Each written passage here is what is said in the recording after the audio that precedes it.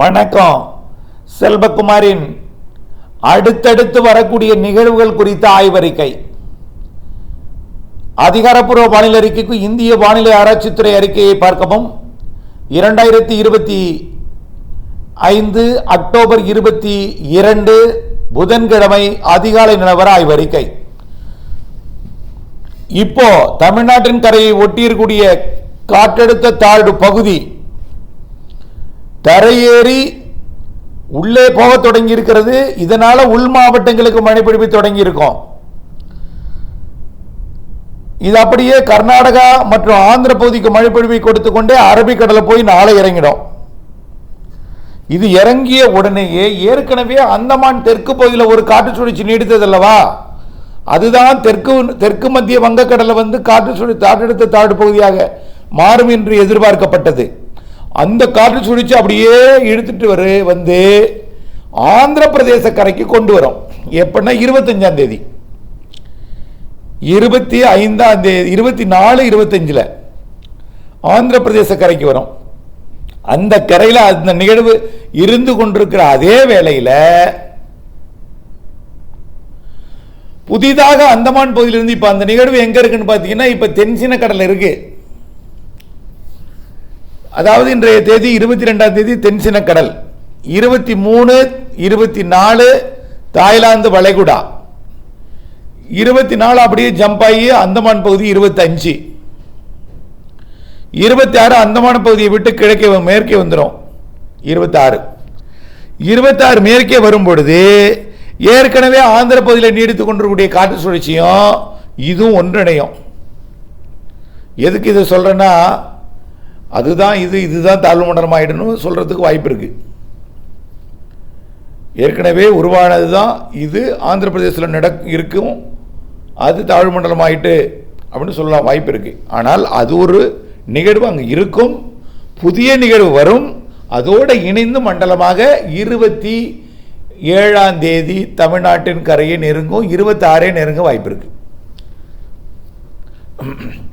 அப்போ ஆந்திர பிரதேச நிகழ்வும், அதாவது இப்போ அந்தமான் இருக்கிறது ஆந்திர பிரதேசம் வந்து அதோட அந்தமான் பகுதியிலிருந்து அடுத்ததாக வரக்கூடிய நிகழ்வும் ஒன்றிணைந்து தீவிரமடைந்து 26 மழை பிடிப்பை பிற்பகலுக்கு பிறகு மாலை இரவில் தொடக்கலாம்.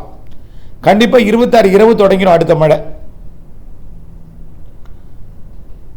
அதுக்கு முன்னாடியே இந்த இங்கே இருக்கு பாருங்க அந்தமான் ஆந்திர பிரதேசம், அது வடகடலத்துக்கு மழை பிடிப்பு கொடுத்துட்டு தான் இருக்கும். அது வந்தோடனே ஒன்றிணைந்து புஷ்னு தீவிரமடையும், டிப்ரெஷனாக மாறிடும். நல்ல ஒரு காற்றழுத்த தாழ்வு மண்டலமாக 27, 28, 29, 30, 31 தேதியில் நல்ல ஒரு மழை பிடிப்பை கொடுக்கும். கரையை கடக்கும், கடந்தாலும் செயலிழந்து நீடிக்கும். இப்படியே மழை இருந்து கொண்டே இருக்கும் அந்த நிகழ்வு. அந்த மழை கண்டிப்பாக கொஞ்சம் சில இடங்களுக்கு பாதிப்பை கொடுக்கும் மழையாகத்தான் தெரியுது. கொஞ்சம், அதாவது பாதிப்புனா எப்படி, தாழ்வான பகுதிகளுக்கு, குறிப்பாக தெற்கு ஆந்திரா, வட தமிழ்நாடு அனைத்து மாவட்டங்களுக்கும் மழை உண்டு. அப்போ அடுத்த மழை இப்போ கொஞ்சம் கொஞ்சம் இடைவெளி கொஞ்சம் மழை பொழிவு கொடுத்து அடுத்த நிகழ்வு 27ஆம் தேதி தீவிரமாகி வந்து அது அப்படியே 3ஆம் தேதி வரைக்கும் மழை பொழிவு கொடுக்கும். இடையில கொஞ்சம் விலகி போயிட்டு முன்னாடி வரும், இன்னொரு நிகழ்வோடு சேர்ந்து இணைஞ்சு மீண்டும் 3ஆம் தேதி வரைக்கும் மழை பொழிவு கொடுக்கும். அப்போ வந்து நிகழ்வுகள் இருந்து கொண்டே இருக்கும். இடையில 1ஆம் தேதி 2ஆம் தேதி தீவிரம் குறைஞ்சிருந்தாலும் மறுபடியும் 3, 4, 5, 6 அடுத்த நிகழ்வோடு இணைந்து மழை பொழிவை கொடுக்கும். அப்புறம் அடுத்தடுத்து நவம்பர் முழுவதுமே நிகழ்வுகள் தான். டிசம்பர் அதை விட தீவிர நிகழ்வுங்க. இந்த வருஷம் டிசம்பரில் அதை விட தீவிர நிகழ்வு இருக்கு. இது எதுக்கு நான் சொல்றேன்னா, நேற்றைக்கு உடுமலைப்பேட்டையில் மழை இல்லை, தாராபுரத்தில் இல்லைன்னு சொல்லிட்டே இருந்தீங்க.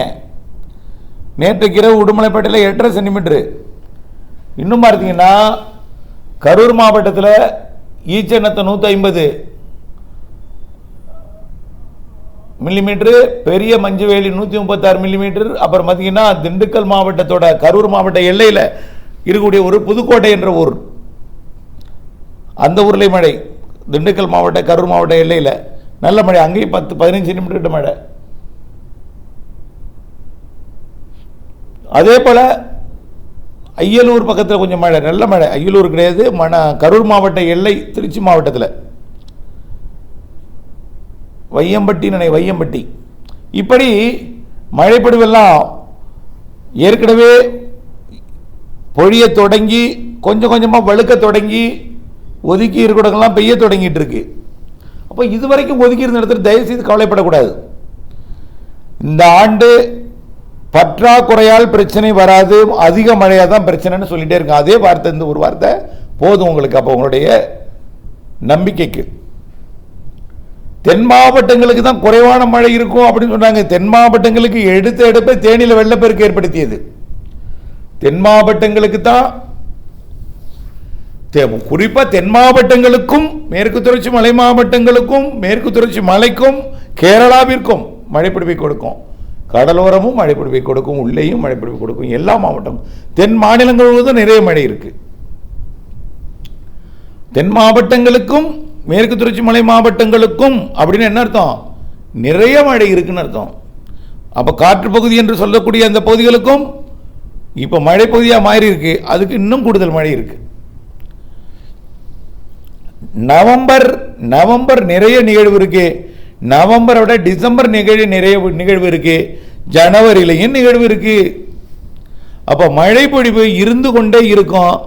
இடைவெளி என்பது குறைவாக இருக்கும். இடைவெளி நாள்லையும் முற்றிலுமா பிரைட்டா உங்களுக்கு அறவே இன்னைக்கு மழை இல்லை, நல்ல ஒரு தெளிவான வானம் அப்படின்னு அப்பதும் கொடுக்காது. இடைவெளி கொடுக்கக்கூடிய நாளில் கூட மாலையில இரவுல ஏதோ ஒரு மழை வந்துடும், இல்லை ஒரே குழப்பத்தை ஏற்படுத்தும், தூறலை ஏற்படுத்தும், இப்படியாவது இருக்கும். மழை இல்லாத நாள் இருக்காது. காய விடாது அப்படின்னு ஏற்கனவே சொல்லியிருக்கிறேன். காய விடாது. இப்போவும் இந்த நிகழ்வு மண்டலமாக மாறாது, ஆனால் பெருமழை இருக்காது. 20 சென்டிமீட்டருக்குள்ள 2 மாவட்டத்தில் இருக்கும். அந்த மழை அதாவது கொஞ்சம் இருக்கும். 20 சென்டிமீட்டருக்குள்ள பாதிக்கிற மழையெல்லாம் ரெட் அலர்ட்டுக்கெல்லாம் போகிற அளவுக்கு இல்லை அப்படின்னு சொன்னோம். புதுச்சேரியை ஒட்டி விழுப்புரம் கடலூர் மாவட்டங்களுக்கு மட்டும்தான் மழை, பெருசாக மழை இல்லை பாக்கி எங்கேயுமே. அதுவும் நேற்றைக்கு முழுக்க காலையிலேருந்து இரவு இன்றைக்கு அதிகாலை வரைக்கும் பெய்த மழை தான். அந்த 15, 18, 12 சென்டிமீட்டரில். ஆக இப்படித்தான் ஓடி இருக்கிறது மழை பொழிவு. இந்த 27ஆம் தேதி வரக்கூடிய நிகழ்வு தீவிர நிகழ்வு. நவம்பரில் அதை விட தீவிர நிகழ்வும் இருக்கிறது, நிறைய மழை இருக்குது. டிசம்பரில் அதை விட கூடுதல் நிகழ்வு இருக்குது, மழை இருக்குது. ஜனவரிலையும் நிகழ்வு இருக்குது. இதுதான் நம்முடைய தலைமைச் செய்தி. தொடர்ந்து இணைந்திருங்கள் அப்டேட்ஸுடன். முதல்ல இடைவெளி அறிபவர்கள் துல்லியமாக அறிந்து அப்டேட்ஸ் பார்த்து தான் நீங்கள் பண்ணணும். மழை எதிர்நோக்கி இருக்கிறவர் கவலைப்பட வேண்டாம், மழை இருந்துகிட்டே தான் இருக்கும்.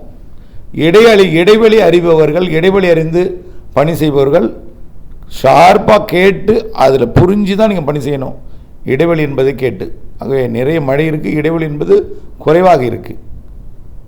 நன்றி.